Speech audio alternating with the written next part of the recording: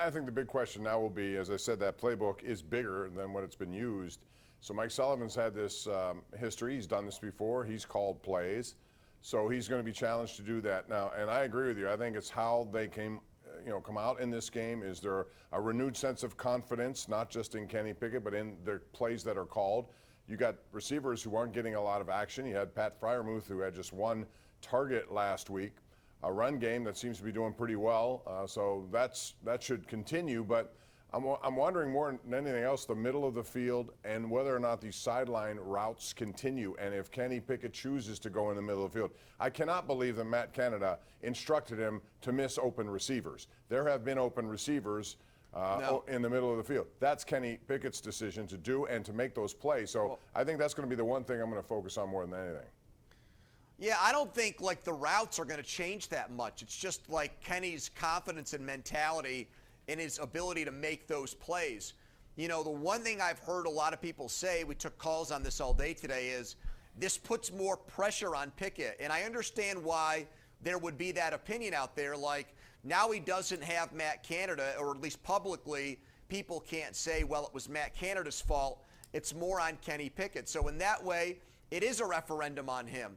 But he can't play that way. He already looks like a guy that's bogged down by the pressure of the situation and the enormity of it, like it's too much for him to bear.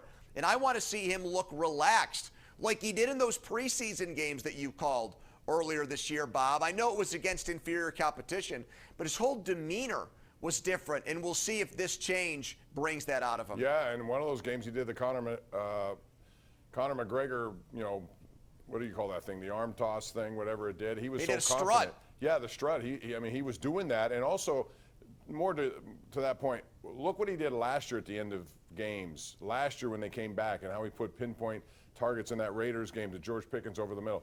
So I think I want to see more of that as well. And we'll see what happens with this, but that's going to be the first opportunity. There's 7 games, and I think also, Andrew, this is an opportunity to get more information about what Kenny Pickett is all about, because now. Yeah. One hurdle was gone. I honestly thought it was going to be a choice here at some point. It was going to be the offensive coordinator, or they would just sit Kenny Pickett down.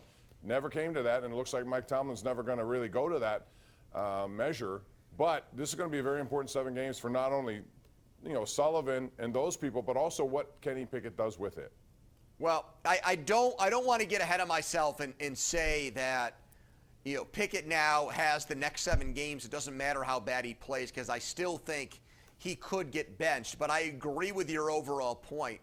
I mean, it could have right now, if it were a point where either Art Rooney or Mike Tomlin decided this is unacceptable, something needs changed, it could have been a quarterback change.